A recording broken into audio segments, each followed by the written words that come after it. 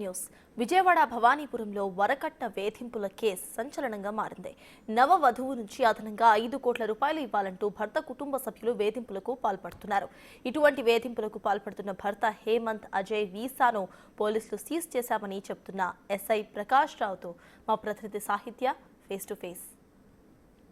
పెళ్ళైన 4 రోజులకి వివాహితను వరకట్న వేధింపులకు గురి చేసిన ఇన్సిడెంట్ విజయవాడ భవానీపురంలో చోటు చేసుకుంది. అయితే ఆ వివాహిత ఆ వేధింపులను తట్టుకోలేక భవానీపురం పోలీస్ స్టేషన్లో అయితే కంప్లైంట్ ఇవ్వడం జరిగింది. ఆ కంప్లైంట్ ఆధారంగా ఇప్పుడు ఆ నిందితులను కూడా అరెస్ట్ చేసి వాళ్ళని రిమాండ్కి అయితే పంపించడం జరిగింది. అసలు పూర్తి డీటెయిల్స్ దీని గురించి ఏం జరిగింది, అసలు ఆ వివాహిత 4 రోజులకి ఎలాంటి ఇబ్బందులకు గురైంది, వాళ్ళు ఎలాంటి వేధింపులకు గురి చేశారు, ఎంత కట్నం డిమాండ్ చేశారు అనేవన్నీ కూడా మనతో మాట్లాడడానికి ఎస్ఐ ప్రకాష్ రావు గారు మనతో ఉన్నారు. సార్ నమస్తే అండి.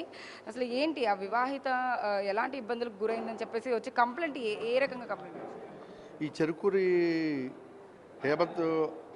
హేమంత్ జయంత్ను ఈ అమ్మాయి కుతను హైదరాబాద్లో టెక్సాస్ కంపెనీలో సాఫ్ట్వేర్ ఎంప్లాయ్గా చేస్తాడు. యూఎస్లో ఉంటారని కూడా అంటున్నారు. అమెరికాలో టెక్సాస్ కంపెనీలో సాఫ్ట్వేర్ ఎంప్లాయ్గా చేస్తాడు. ఇతను చేస్తూ ఉండడానికి ఇతనికి 21/2025 కర్ణాటకలో ఎంగేజ్మెంట్ చేశారు. కర్ణాటక ఎంగేజ్మెంట్ చేసిన తర్వాత 7/2 మ్యారేజ్ అయింది. ఈ నెల 7వ తారీఖున మ్యారేజ్ అయింది. మ్యారేజ్ అయిన తర్వాత వీళ్ళకి మ్యారేజ్ టైంలో 1 కేజీ బంగారం దాదాపు ఒక 10 crores ప్రాపర్టీ కూడా ఇచ్చారు. 10 crores ప్రాపర్టీ కూడా ఇచ్చారు.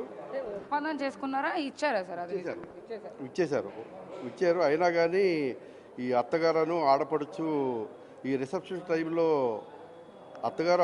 రిసెప్షన్ టైంలో ఈ వాళ్ళ బంధువుల్ని వీళ్ళని సూటిపోటు మాటలని నా కొడుకు ఇంకా కట్నం ఎక్కువ వస్తుంది, అనవసరంగా మిమ్మల్ని పెళ్లి చేసుకున్నామని చెప్పేసి వాళ్ళ రిసెప్షన్లోనే వాళ్ళ చాలా అవమానించి చాలా ఇచ్చేశారు. దానికి మనస్తాపం చెంది ఈ అమ్మాయి కంప్లైంట్ వచ్చి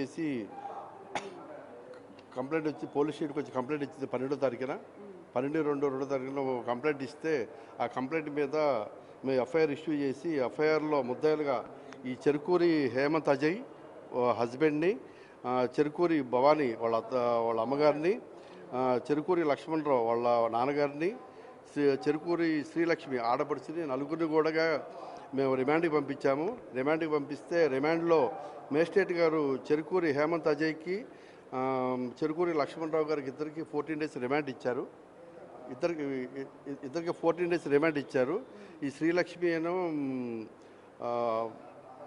శ్రీలక్ష్మి ఆడపడుచుని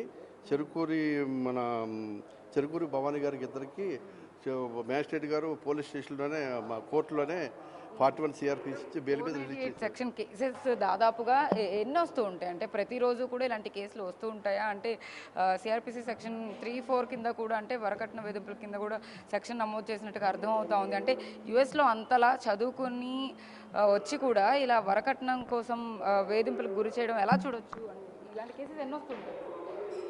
మామూలుగా 480 కేసెస్ మా పోలీస్ స్టేషన్కి రోజుకి 5-6 వస్తూ ఉంటాయి. అయితే మేము ఏం చేస్తామంటే జనరల్గా కౌన్సిలింగ్ ఇచ్చి పంపిస్తాము. కౌన్సిలింగ్ సెంటర్ పంపిస్తాము. ఈ కౌన్సిలింగ్ సెంటర్లో కౌన్సిలింగ్ అయిన తర్వాత అక్కడ కూడా కౌన్సిలింగ్ సెంటర్లో కూడా అవ్వకపోతే మేము 488 ఎఫ్ఐఆర్ ఇష్యూ చేస్తాము. కొత్తగా పెళ్ళయి అంటే 4 రోజుల వ్యవధిలోనే ఒక నూతన దంపతులకి ఇట్లా జరగడం కానీ, లేకపోతే ఆ అమ్మాయి వధువు ఇంత టార్చర్కి గురవ్వడం కానీ ఎప్పుడైనా అంతకుముందు ఇలాంటి కేసెస్ ఏమైనా వచ్చాయి? నాకు తెలిసి ఇటువంటి రేర్ కేసు అండి. ఈ భవానీపురం పోలీస్ స్టేషన్లో ఇటువంటి కేసు ఎప్పుడూ ఎఫ్ఐఆర్ అవ్వలేదు. ఇది రేర్ కేసు, కొత్తగా వచ్చింది ఇది. ఈ విధంగా ట్రాన్స్ఫర్ పెట్టి దాని 420 చీటింగ్ కేసు కూడా మేము ఎఫ్ఐఆర్లో పెట్టాము. చీటింగ్ కేసు ఎందుకు పెట్టామంటే 420 చీటింగ్ కేసు ఈ ముద్దాయి మనది బిలో 7 years కేసు కాబట్టి ఇతను బెయిల్ మీద వెళ్ళి మళ్ళీ అమెరికా వెళ్ళిపోయే ప్రయత్నం ఉన్నారు కాబట్టి చీటింగ్ కేసు పెట్టేసి ఇతను ఫారెన్ వెళ్ళకోకుండా అతను పాస్పోర్ట్ అవి సీజ్ చేసామని చెప్పేసి మేజిస్ట్రేట్ గారు రిక్వెస్ట్ చేస్తే మేజిస్ట్రేట్ గారు ఈ పాస్పోర్ట్ అది సీజ్ చేశారు. అతను ఫారెన్ వెళ్ళకోకుండా అతను రిమాండ్ ఇచ్చారు. అంటే వాళ్ళ అమ్మ నాన్న ఏమంటున్నారండి? అంటే ముందుగా పెళ్లి చేసే ముందు ఒక ఆడపిల్లకి వెనకాల ముందు అన్నీ చూసి చేస్తూ ఉంటారు బేసిక్గా. బట్ కానీ వాళ్ళ అమ్మ నాన్న రియాక్షన్ ఏంటి ఈ ఇన్సిడెంట్ జరిగింది? వాళ్ళ అమ్మగారు ఏమంటారంటే, మీ పెద్దల సమక్షంలో మాట్లాడుకున్నాము, అన్నీ చేసాము, బాగానే ఉంది, కాకపోతే మాకు ఇస్తారని అమౌంట్ కంటే ఇంకా తక్కువ ఇచ్చారని చెప్పేసి అంటారు. వాళ్ళేమో కంప్లైంట్స్ తరపున ఆ బాధితురాలని ఏమంటారంటే మా అమ్మ నాన్నగారు వాళ్ళు అడిగిన డబ్బులన్నీ ఇచ్చాము మేము, ఇంకా ఎక్కువ ఇవ్వమని చెప్పేసి డిమాండ్ చేస్తున్నారు. డిమాండ్ చేసి మా రిసెప్షన్ రోజున నన్ను నా ఫ్యామిలీ మొత్తాన్ని డిస్ట్రాయ్ చేశారు.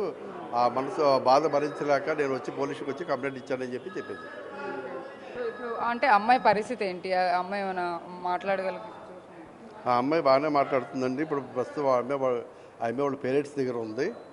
అంటే టార్చర్ చేయడం అంటే ఇంకా ఫిజికల్గా ఏమైనా కొట్టడం అలాంటివి ఏమైనా చేసి ఉంటారా వాళ్ళు? ఫిజికల్గా అంటే రిసెప్షన్లో జరిగింది కదమ్మా ఇది. మరి ఇంటి జరిగిన విషయం చెప్పలేదు. రిసెప్షన్లో జరిగిన విషయం మాత్రం ఆమె చెప్పింది. బాగా ఇబ్బంది పెట్టారు, మానసికంగా ఇబ్బంది పెట్టారు మాటలతో. నువ్వు కాకపోతే మా అమ్మాయికి ఇంకా ఎక్కువ డబ్బులు వచ్చాయి అని ఆ విధంగా టార్చర్ పెట్టారు. వాళ్ళ మదర్ ఫాదర్లు అడిగితేనేమో వాళ్ళు అడిగిన డబ్బులన్నీ ఇచ్చామండి, మేము అన్నీ ఇచ్చాము, కానీ ఈ విధంగా చేశారు వాళ్ళు మమ్మల్ని ఇబ్బంది పెట్టారు, మా ఫ్యామిలీని డిస్ట్రాయ్ చేశారని చెప్పేసి వచ్చి కంప్లైంట్ పెట్టారు. ఎక్కడ జైలుకి షిఫ్ట్ చేశారండి వాళ్ళని? అంటే ఎవరైతే నిందితులు ఉన్నారో వాళ్ళని రిమాండ్కి తీసుకెళ్లారన్నారు కదా? రిమాండ్కి తీసుకెళ్ళామండి. రిమాండ్ వాళ్ళిద్దరికి 14 days రిమాండ్ ఇచ్చారు. నెల్లూరు జైల్లో ఉన్నారండి. ఇప్పుడు నెల్లూరు జైల్లో ఉన్నారు.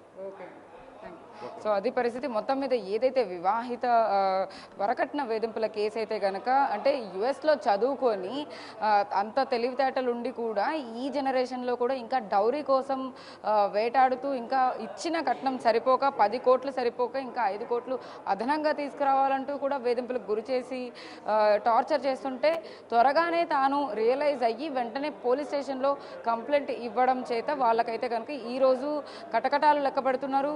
నెల్లూరు జైల్లో అయితే కనుక తన భర్త అండ్ మామ అయితే కనుక ఊసలు లెక్క పెడుతున్న పరిస్థితి అయితే కనపడుతూ ఉంది. వీడియో జర్నలిస్ట్ సాహిత్య బిగ్ టీవీ, విజయవాడ.